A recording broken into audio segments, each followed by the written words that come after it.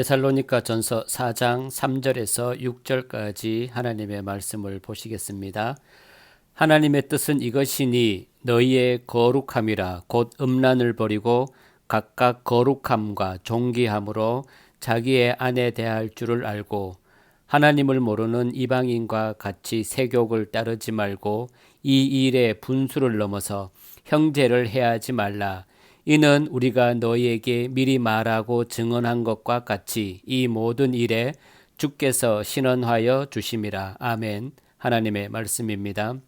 기독교에서의 성화는 구원의 문제와 함께 아주 중요하게 다루어지고 강조되고 있는 교리입니다. 성화는 하나님의 은혜로 의롭게 되고 구원받은 신자가 점차 거룩한 인격으로 자라가고 완성되어 간다는 교리입니다. 이것을 다른 한편으로는 그리스도를 닮아가는 것으로 말하기도 합니다. 오늘은 성화론에 대한 첫 시간으로 신자의 거룩함이란 무엇인가에 대해서 알아보도록 하겠습니다.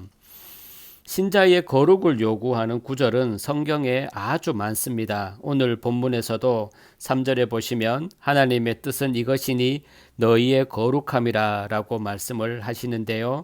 시간상 한 두어 군데만 찾아보겠습니다.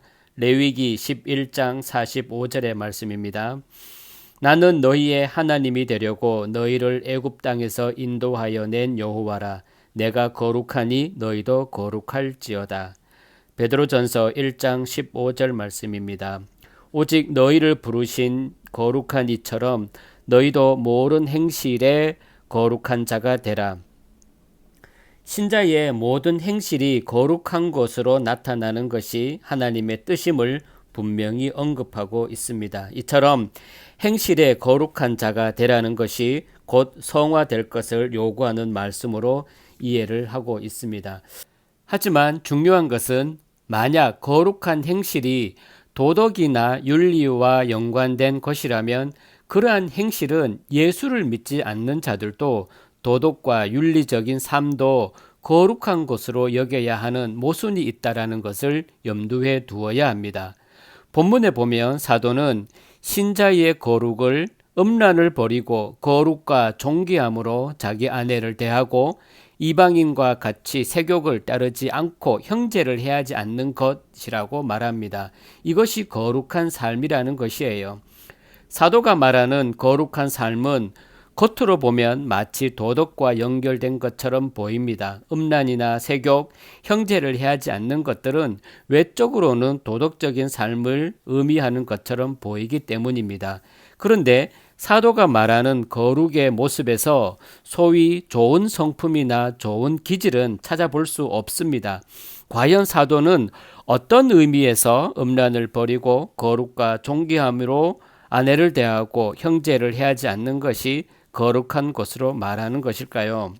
당시 데살로니가는 우상을 섬기는 신전들이 많았으며 또 신전에서 제사를 드릴 때 제사의 한 부분으로 신전에서 일하는 여인과의 성적인 관계도 포함되었습니다. 그래서 신전에서 여인과 성적 관계를 맺는 것은 우상을 섬기는 그들에게서는 음란이 아니라 당연한 행위였던 것입니다.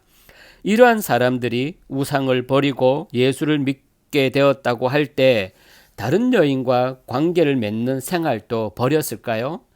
다른 여인과 관계 맺는 것을 음란이라는 죄로 여겼다면 그런 생활을 버렸겠지만 그 행위를 음란이라는 죄로 여기지 않았습니다. 오히려 쾌락으로 여겼기 때문에 예수를 믿은 후에도 그런 생활은 계속되었던 것입니다.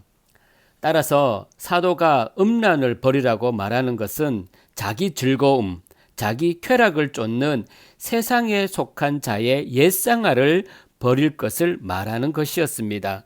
이러한 의미에서 사도가 말하는 거룩은 도덕적 삶의 실천이 아니라 세상 방식에서의 철저한 구별을 요구했던 것이었습니다. 옛사람의 삶이 자기의 즐거움과 자기 뜻을 이루기 위한 길이었다면 새 사람으로서의 신자의 삶은 나의 뜻과 즐거움을 찾는 것이 아니라 하나님의 기쁨과 뜻에 나의 소원을 두고 사는 것입니다. 이것을 사도는 거룩으로 말하는 것입니다. 거룩과 존귀함으로 아내를 대하는 것이나 형제를 해하지 않는 것들 역시 단지 아내에게 잘해주라거나 형제에게 나쁜 일을 행하지 말라는 단순한 의미라기보다는 나의 유익과 즐거움이 아닌 타인의 유익을 구하는 자로 살아가라는 것입니다. 이것이 세상과 구별된 삶의 방식이며 세상과 구별된 길을 가는 것을 모든 행실에 거룩한 자가 되는 것으로 이해할 수 있습니다. 신자가 세상이 사는 것처럼 살지 않고 세상과 다른 가치관을 가지고 진심으로 하나님이 베푸신 은혜와 사랑을 가장 존귀한 은총으로 여기며 하나님의 기쁨을 위한 삶을 살고자 소원하는 것이 거룩이며 이러한 거룩을 성화라고 한다면 성화의 삶은 따로 있는 것이 아닙니다. 그리고 그 성화의 삶은 우리의 노력으로 이루어지는 것이 아니라 우리와 함께 하신 성령의 역사로 말미암아 증거되는 성화인 것입니다. 하나님은 우리를 세상에서 구별하여 내셨고 생명에 속한 자가 되게 하셨습니다. 따라서 신자에게서 나타나야 하는 것은 구별의 모습이어야 합니다. 세상과는 다른 뜻을 가지고 세상에 존재하는 것입니다. 이것이 신자의 거룩함입니다.